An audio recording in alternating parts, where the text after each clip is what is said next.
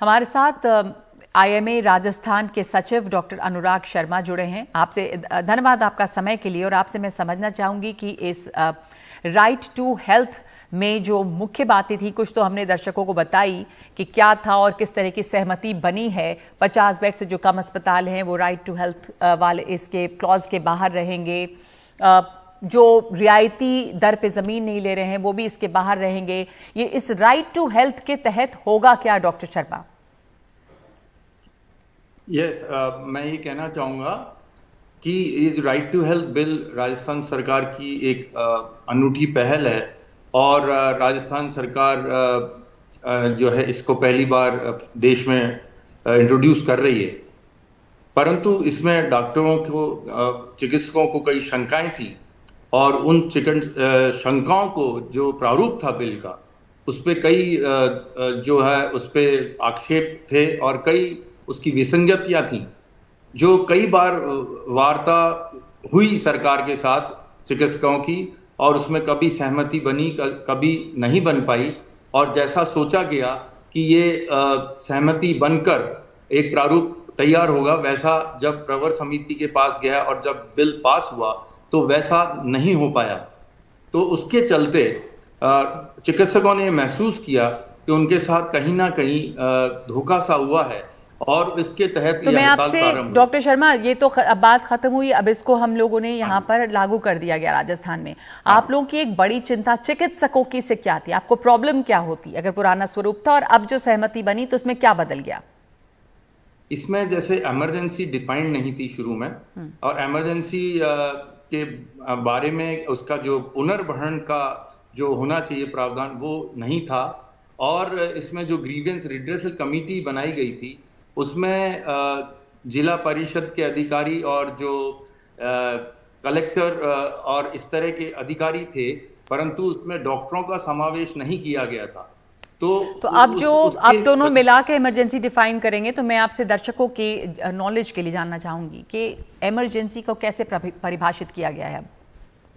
Emergency को अभी जो परिभाषा यहाँ पे दी गई है वो एक्सीडेंटल इमरजेंसी और स्नेक बाइट, इस तरह की 2-3 चीजें डाली गई हैं, परंतु उसमें अभी और परिभाषित होना बाकी है, जो कि चिकित्सकों के परामर्श के साथ में समावेश की जाएंगी। और मेन जो मुख्य बिंदु है राइट टू हेल्थ अगर अब लागू हो गया है तो इससे मरीजों को अब किस तरह का फायदा आप देखते हैं? मतलब अस्पताल क्या मना नहीं कर पाएंगे? अगर कोई इमरजेंसी में आता है तो किसी भी अस्पताल में उसको दाखिला मिलना होगा, उसको इलाज देना होगा, क्या फायदा होगा राइट टू हेल्थ से?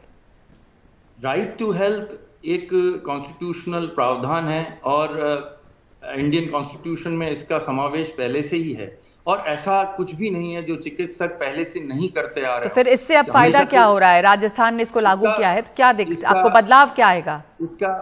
इसका यही फायदा है कि एक मल्टी स्पेशलिटी हॉस्पिटल में अगर मरीज जाता है तो उसको एक इमरजेंसी सुविधा मिले तुरंत, और उसका जो पुनर्भरण जो है वो राजस्थान सरकार करेगी, जो भी उसका खर्चा आएगा। ये प्राइवेट हॉस्पिटल्स में भी लागू होगा अगर कंसेशनल रेट पे जमीन ली है अस्पतालों ने तो? जी, उसमें जो अस्पताल इस तरह के शामिल हैं और जो ट्रस्ट जो हॉस्पिटल्स हैं जिनके अनुदानित लैंड पे या बिल्डिंग पे जिन्होंने बनाया है वो भी उसमें शामिल है। पीपीपी मोड पे जो चल रहे हैं और जो प्राइवेट मेडिकल कॉलेजेस हैं वो इस आरटीएच के कवरेज में आते हैं। और इमरजेंसी में आपने बताया एक्सीडेंटल इमरजेंसी, स्नेक बाइट वगैरह, तो जो क्रिटिकल पेशेंट्स होते हैं, क्या वो इमरजेंसी में अगर कोई, जैसे हमने देखा कोविड के दौरान ही बहुत सारे लोग बड़े क्रिटिकल अवस्था में अचानक अस्पताल पहुंचना पड़ता है, उन लोगों को इमरजेंसी में लिया जाएगा? हाँ, वो जो चिकित्सक पैनल जब डिस्कशन करेगा और उसमें जो भी डेजिग्नेटेड इमरजेंसी और उसमें इंक्लूड की जाएंगी या जैसा नहीं की जाएंगी वो डिसीजन लिया जाएगा डेफिनेटली।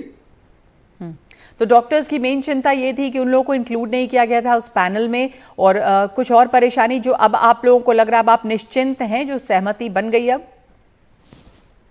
हमारी कई दौर पर वार्ता चली और कुछ अभी भी बिंदु हैं, परंतु वो राजस्थान सरकार ने आश्वासन दिया है कि आने वाले जो रूल्स हैं उनमें उनको समाहित करने की कोशिश करेगी चिकित्सकों के परामर्श के साथ में।